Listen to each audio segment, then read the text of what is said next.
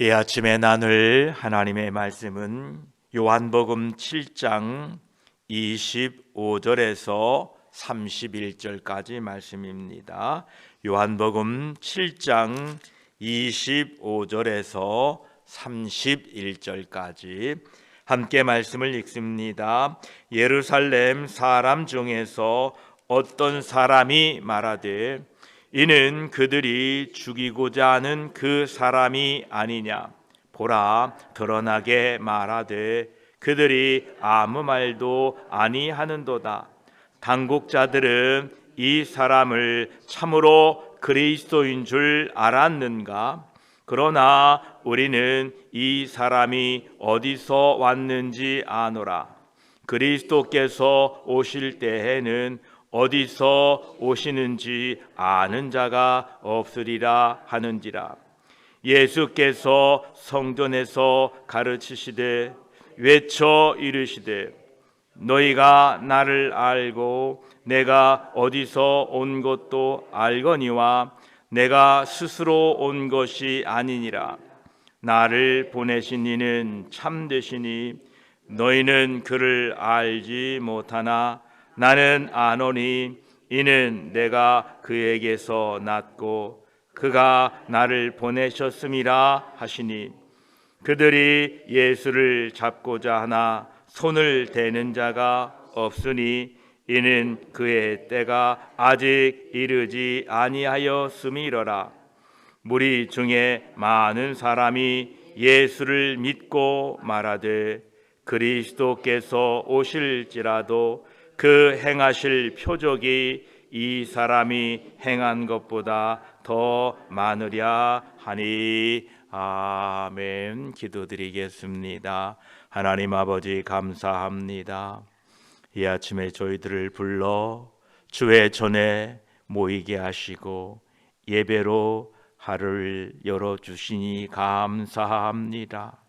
오늘도 예배 가운데에 하나님의 말씀을 듣사오니 하나님의 말씀으로 우리를 양육하여 주시고 훈계하여 주시고 이 말씀이 우리 삶에 우리 걸음에 빛이 되게 하셔서 오늘 하루도 믿음으로 사는 하루 되게 하여 주시옵소서.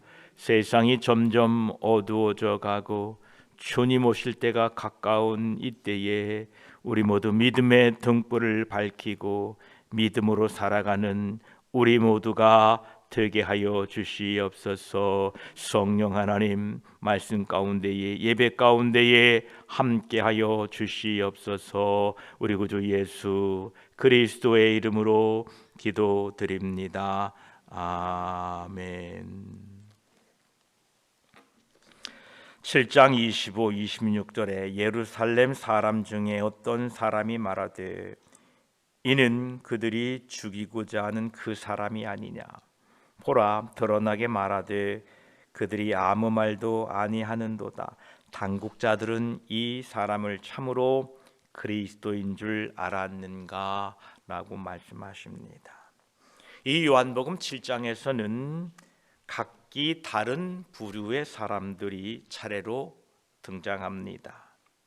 하나님의 빛이 비추어지고 그 빛에 감추어졌던 어둠의 일들이 드러나게 됩니다. 첫째로는 예수 그리스도의 형제들이 3절로부터 5절까지 등장합니다. 그들은 세상에 속한 자들이요 불신자들의 모습으로 드러납니다. 그 다음에는 유대인들, 유대의 지도자들의 세속성이 드러나고 있습니다. 그 다음에는 뒤섞인 군중들이 나옵니다. 20절에 보면 무리들이 나옵니다. 그들은 예수 그리스도를 알아보지 못하고 세상에 빠져 산 것을 우리는 보게 됩니다. 오늘 이제 25절에는 예루살렘에 거주하는, 예루살렘에 상주하는 사람들의 모습을 보게 됩니다. 이들 모습을 우리가 보았을 때에 그들은 서로 다를 바 없는 죄인들이었습니다. 왜냐하면 그들 모두가 하나님의 영광에 이르지 못했기 때문에 그렇습니다. 여기 앞절에 나오는 모든 사람들의 무리들이나 또 당시의 당국자들, 이 모든 사람들, 그들은 동일한 죄인들이었습니다. 우리 모두도 앞에서 소개받은 이 무리들과 다를 바 전혀 없는 사람들이었습니다. 하나님 아버지께서 사람을 예수 그리스도께 이끌지 아니하면 아무도 예수 그리스도께 오지 않는다는 것은 진정 명백한 진실입니다. 우리들이 하나님 아버지의 이끌리심을 받아 예수 그리스도께 나아왔고 또 예수 그리스도를 믿게 하신 것은 하나님 아버지의 놀라운 은혜요, 아무 조건 없이 베풀어 주신 축복입니다. 당시에 저 수많은 지도자들, 머리가 뛰어난 사람들, 부유한 사람들, 아주 명석한 사람들이 많이 있었으나 그들이 예수 그리스도를 알지 못한 것은 하나님 아버지의 인도하심이 없었기 때문에 그런 것입니다. 이 시대를 보십시오. 얼마나 많은 명석한 사람들이 있습니까? 얼마나 많은 뛰어난 재능을 가진 사람들이 있습니까? 그럼에도 불구하고 우리들을 예수 그리스도께 인도하신 하나님 아버지를 찬송합니다. 그러면서 27절에 그들이 말하기를 그러나 우리는 이 사람이 어디서 왔는지 아노라. 그리스도께서 오실 때에는 어디서 오시는지 아는 자가 없으리라 하는지라 이렇게 말합니다. 지금 그들은 예루살렘에 있는 사람들은 자기들이 이 당국자들보다 더 현명하다고 생각하고 있습니다. 그래서 우리는 이 사람, 지금 말하고 있는 이 예수님이 어디서 왔는지 안다라고 이렇게 말하고 있는 것입니다. 그런데 그들은 실은 알지 못했지요. 우리 하나님의 백성들은 언제나 어디서나 늘 겸손함을 잊어버려서는 안 됩니다. 우리는 잘 모릅니다. 하나님의 계획과 하나님의 뜻과 하나님의 섭리를 우리 스스로는 잘 모릅니다. 그래서 우리는 하나님의 뜻과 계획을 알기 위하여 겸손하게 하나님의 보좌 앞에 엎드려 하나님의 뜻을 구해야 되지, 우리의 이성과 우리의 생각으로 마치 그것이 하나님의 뜻인 것처럼 큰 소리치고 교만해서는 안 된다라는 것입니다. 늘 저와 여러분 겸손함을 잊지 마시기 바랍니다. 또한 남을 함부로 재단하고 평가하는 것도 늘 조심해야 됩니다. 마가복음 4장 24절에 말합니다. 또 이르시되 너희가 무엇을 듣든지 스스로 삼가라. 너희의 헤아리는 그 헤아림으로 너희가 헤아림을 받을 것이며 더 받으리니라고 말씀하고 계십니다. 우리들은 서로 판단하고 서로에게 무언가 비교할 수 있으나 인애와 긍휼의 마음을 잊지 말아야 합니다. 판단만 해서는 아무 일도 일어나지 않습니다. 그러나 판단과 더불어 인애와 긍휼의 마음을 가질 때에 거기에는 화합과 치유가 일어난다는 것을 기억하시기를 바랍니다. 스가랴 7장 9절로 10절까지는 이렇게 말씀하십니다.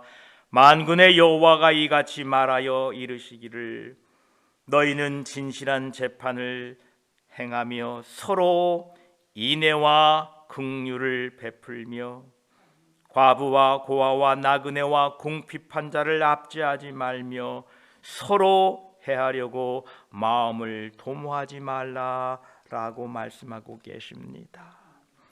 우리 하나님의 백성들은 서로 인애와 긍휼을 베풀고 서로 해하려는 마음을 도모하지 마시고 서로 세워주고 격려하는 우리가 되시기를 축복합니다. 그러면서 그들은 예수 그리스도께서 어디서 왔는지를 잘 알고 있다라고 말하는 의미는 바로 그들은 나사렛에서 살고 계셨던 예수 그리스도를 알고 있었다는 의미입니다.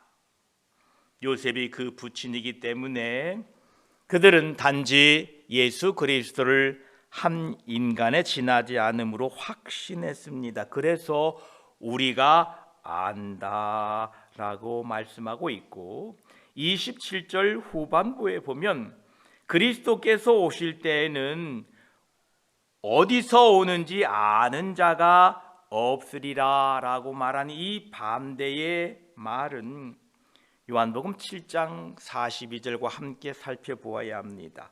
성경에 이르기를 그리스도는 다윗의 씨로 또 다윗의 살던 마을 베들레헴에서 나오리라 하지 아니하였느냐 하면서 예수님께서 메시아가 베들레헴에서 나실 것이라는 사실을 확증하고 있었고 대부분 많은 사람들이 이 사실을 알고 있었습니다. 그런데 왜 그리스도께서 오실 때에는 어디서 오는지 아는 자가 없다라고 말하고 있느냐면 이사야 7장 14절에 말씀한 것처럼 동정녀에게서 초자연적으로 태어나실 것이라는 이러한 믿음을 표현하고 있다는 겁니다. 그래서 안다라고 말하고 있고 또 모른다라고 말하고 있는 것입니다. 그때에 예수님께서는 이제 성전에 올라가셔서 그들을 가르치십니다. 28절에 보면 예수께서 성전에서 가르치시며 외쳐 이르시되 너희가 나를 알고 내가 어디서 온 것도 알거니와 내가 스스로 온 것이 아니니라. 나를 보내신 이는 참되시니 너희는 그를 알지 못하나라고 말씀하고 계십니다. 예수님께서는 예루살렘 사람들에게 너희가 나를 알고 내가 어디서 온 것도 알거니와 말씀하십니다. 지금 그들이 예수님을 아는 것은 요셉과 마리아 사이에 태어난 일반적인 산 인간으로 알고 있으나 예수님께서는 내가 스스로 온 것이 아니니라 나를 보내신 이는 참되시니 너희는 그를 알지 못한다라고 말씀하고 계십니다. 이 죄로 인하여 타락한 사람은 하나님의 아들 예수 그리스도를 알 바가 없습니다. 지금도 세상 사람들은 예수 그리스도를 알지 못합니다. 그저 성인 중에 한 사람 정도로 이스라엘의 청년 한 사람으로 착한 일을 하다가 그냥 죽었다라는 정도로 알고 있습니다. 오직 성령 하나님의 조명하심을 통해서 우리들이 예수 그리스도를 바로 알게 되는 것입니다. 여러분들이 예수 그리스도를 믿었다는 사실은 성령의 조명이 반드시 있었다는 사실입니다. 그래서 여러분의 구원은 여러분의 스스로의 힘으로 된 것이 아니라 하나님의 은혜로 구원받았기 때문에 하나님의 은혜로 구원받은 우리들은 세상 끝날까지 그 구원하신 하나님의 은혜가 소멸되지 않는다는 것을 잊지 마시기 바랍니다. 또한 29절에 나는 아노니 이는 내가 그에게서 났고 그가 나를 보내셨음이라 하시니라고 말씀하십니다. 예수 그리스도께서는 하나님 아버지를 드러내실 수 있었던 것은 그가 아버지를 알고 계셨고 또한 아버지에게서 났기 때문에 그렇습니다. 저와 여러분들이 하나님 아버지를 드러내려면 하나님 아버지를 아셔야 됩니다. 하나님 아버지를 표현하려면 그분과 함께 잘 살아야 됩니다. 세월이 지나면 부모님의 기억이 더 뚜렷해집니다. 그분이 어릴 때 했던 말, 또 내가 아팠을 때 했던 행동, 또 가정이 어려웠을 때 하셨던 일, 또 자녀들을 키우기 위하여 애쓰고 수고했던 일들이 세월이 지나면 더 뚜렷해지고, 그래서 부모의 사랑과 은혜가 더 감사하게 느껴집니다.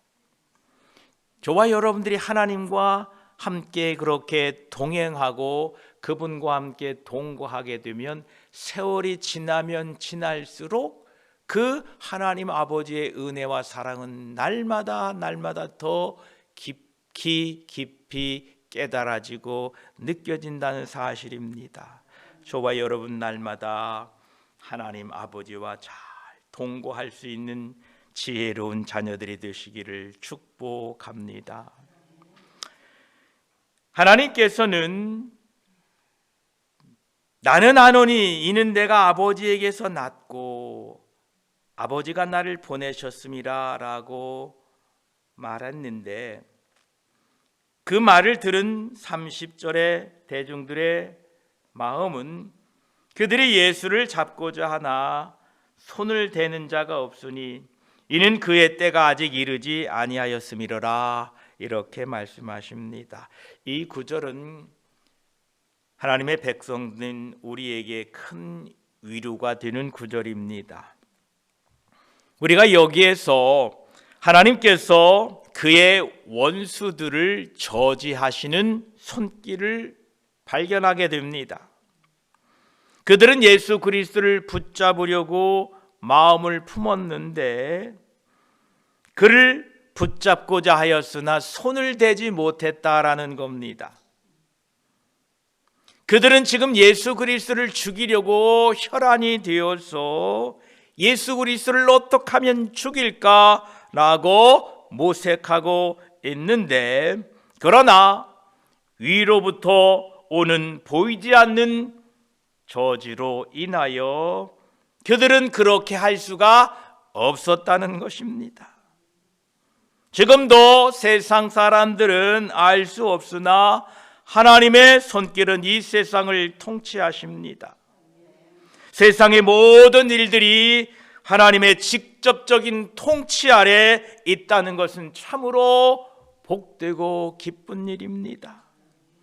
하나님이 허락하지 않는다면 여러분들의 머리카락 한 터럭도 건드릴 수 없다라는 겁니다.